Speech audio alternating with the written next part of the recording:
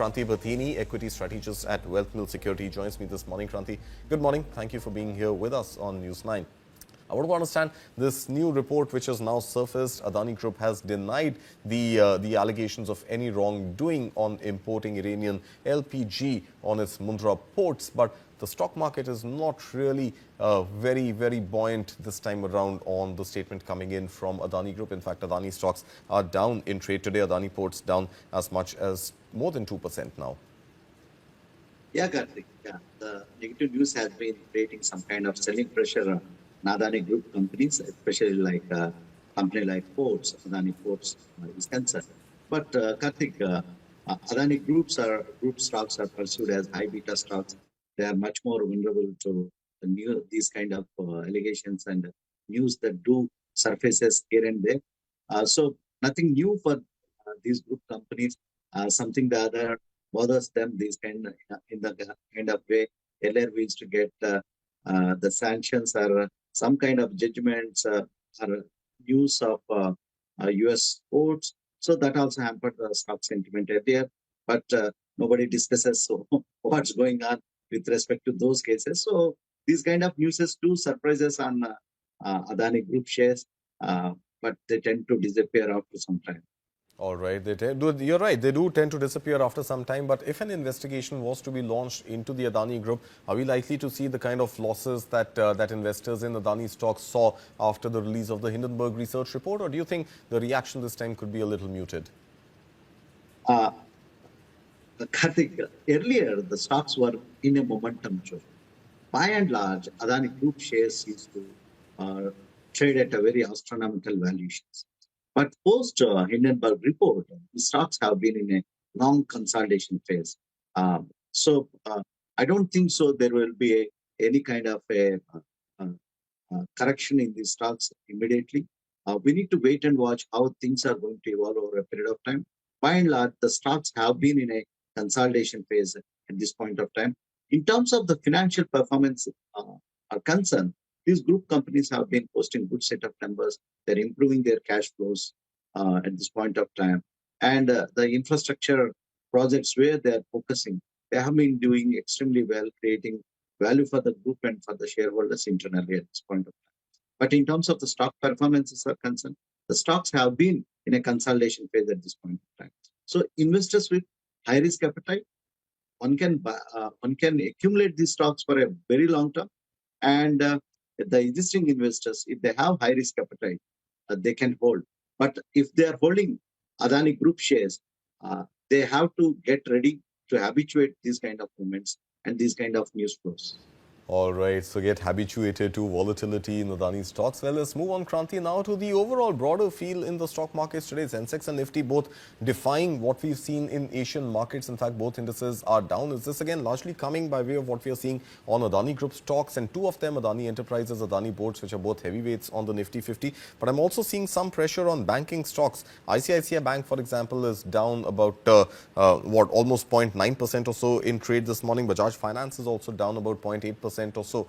What's the pressure really for the banking sector? Is the pressure coming from rate cut expectations, higher than expected rate cuts, lower than expected rate cuts? What is really driving the sentiment on banking stocks today? Karthik, there is a consensus view in the market that there will be imminent 25 basis point rate cut. Anything above 25 basis point rate cut is definitely a surprising to the market, and it's a bonus to the market at this point of time. These stocks have been showing resilience, and foreign portfolio investors have been the net sellers in the last couple of days trade. So some kind of aberrations are coming with respect to the foreign portfolio selling is concerned. But by and large, one can pull down to these names. With respect to the long-only foreign portfolio investors are concerned, for them, one of the favorite sector in India is banking and financial services. It offers a strong franchisee, and banking and financial services are pursued as the center of growth for any economy. They're like the proxies for the growth of any economy. So at this point of time, in these valuations, banking and financial services, both public as well as private sector, looks very attractive for a longer term basis, given the kind of the rate cut cycle where the entire globe is waiting, either maintaining, the central bankers have been maintaining the status quo or trying to tight the liquidity. At this point of time in India, we are in a much favorable condition. We All right. have inflation has been cooling off. We are expecting a good monsoon. And there is a consensus. We have a strong, very tight monetary policy. So at this point of time, to support the growth, if the rate cut cycle continues, the first and foremost beneficiaries are banking and financial services. All right. And let's also talk about IT sector. We do that quite often on this show, Kranthi, and especially on days that you're around. Now, again, I'm seeing absolutely no momentum in IT stocks in trade today, despite the fact that there has been talks about easing tensions between China and the US when it comes to trade, and the fact that the indices in the US touched almost a record high yesterday. Despite that, we aren't really seeing too much of a rub-on effect on India's IT stocks today. Why are we seeing this sort of divergence between what is happening in the US and especially on the NASDAQ to how the Indian IT stocks are responding? Yeah, Karthik, you're absolutely correct. The correlation has been slowly derailing, slowly moving at a very lag effect. So until unless we get a greater clarity with respect to the US growth and increasing the budgets of the companies, Indian IT companies are going to be bound in a some kind of a consolidation phase that can be uh, longer than what we are expecting. But given the facts and the strong business models Indian IT companies they enjoy in terms of the service industries are concerned, definitely investors with longer term horizon, at least if the investors have a 2-3 years kind of a long term horizon, one can start adding IT companies. Otherwise, medium to short term, these kind of a consolidation and rub-off effects are going to be there for Indian IT companies. All right. So that's the view coming in on the IT pack. Let's move on now, Kranti. Should we to the much talked about and long awaited National Stock Exchange IPO? And that has been grabbing investor attention recently, boosted by a sharp rally in the unlisted market and growing buzz around the upcoming IPO on the capital market. Now, remember, the surge follows remarks from SEBI chief Tuhin Kanta Pandey as NSE works to secure a crucial NOC from the regulator to move forward with its highly anticipated public offering. Now, over the past almost 15 days or so, NSE stock price has surged nearly 60% and climbing from 1,500 rupees to about 2,400 rupees per share with a share capital of 24.5 crore shares. This places NSE's market value at about 6 lakh crore rupees or so. What's the buzz, Kranti, really? Why is it that we are seeing that this IPO and the NOC has been awaited, not coming through? And why is there so much buzz on the grey market before this IPO hits the capital markets? Karthik, you are absolutely correct. There is a lot of euphoria with respect to National Stock Exchange stock is concerned. And as you rightly mentioned, the last 10 days, the stock price moved from 1,500 to 2,400 in the unlisted space.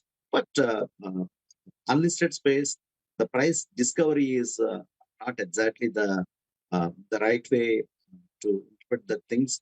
The supply can be limited. There can be various reasons with respect to the price discovery of the unlisted space is concerned, Karthik. But going ahead, okay, if they can get the early clearance and approval from the SEBI, uh, it is going to be one of the largest IPO in India. And also, given the kind of a strong business model as a market infrastructure institution in India, and also one of the largest uh, exchange, the modern exchange in India, with a Yeah. strong cash flows, NIC can be one of the key favorite for the foreign portfolio investors.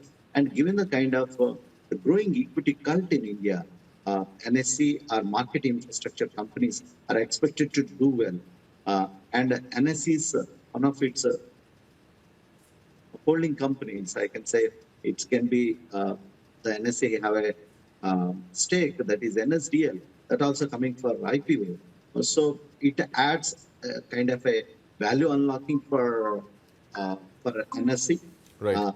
So given the kind of the current activity at this point of time, and also the nearing the feelers that the market got with respect to NSA IPO, we are witnessing a heightened activity in the unlisted space. You're right, Kranthi. In fact, if you look at the numbers, and the numbers are quite telling, you're talking about unlocking value. Imagine the amount of unlocking which will happen if NSE proceeds to dilute just 10% of its equity in the IPO. It stands to raise an estimated 55,000 to 60,000 crore rupees in the primary market. Now, this would make it the largest IPO in India's stock market history, surpassing the previous record set by Hyundai Motor India, which raised close to 28,870 crore rupees. So massive value unlocking on the horizon if and when that NOC comes through from SEBI and NSE goes ahead and lists itself on the public markets. Now, Kranthi, let's move on now to the mood on foreign investors. And foreign investors are also starting to head back to Indian stocks. Now, this is marking a hopeful turn, one could call it, after a major period of withdrawal in the month of May alone. Now, look at the data again. Overseas investors participated in a $5.5 billion worth of large block trades, the highest monthly total in almost a year. And there's been a dramatic jump from just about 220 million in the month of April. Now, according to bankers, these block trades were well received by foreign buyers, and often these also signify a potential recovery in the IPO market. So, Kranthi, what do you make of this surge which we are seeing? And of course, there's also been a support rally that we've seen in the Nifty 50 index, which has risen about 6% or so since the month of April. So what do you make of this new data which is coming in of FIIs purchasing around $3 billion worth of Indian stocks combined in the month of April and May? Absolutely, Karthik. As the narrative changes, Indian markets are one of the most favored market across the globe. Uh, the hot money in the medium to short term, they tend to get into markets like China in the medium to short term. But the long only money is concerned is coming back to India because of the strong growth outlook and the earnings prospects are concerned. Uh, there is a comparison that's what's going on with the valuations of Chinese market versus Indian markets. Of course, on a long-term basis, the long-term averages of Chinese markets looks attractive for some kind of foreign portfolio investors. But for the longer-term basis are concerned, India looks very attractive. This is where the policy continuity and also there is greater transparency that's available for the foreign portfolio investors. So there is a trade-off is going on. So some kind of a strong allocation is taking part on Indian markets also at this point of time. So that's the reason foreign portfolio investors are, there is a reignited buying interest that's coming back to Indian markets. Right. Okay. So that's the view coming in. Kranthi Bathini, always a pleasure having you right here with us on News9. We will, of course, keep tracking what's happening on the Adani story as well as the NSE IPO and all other major market movements.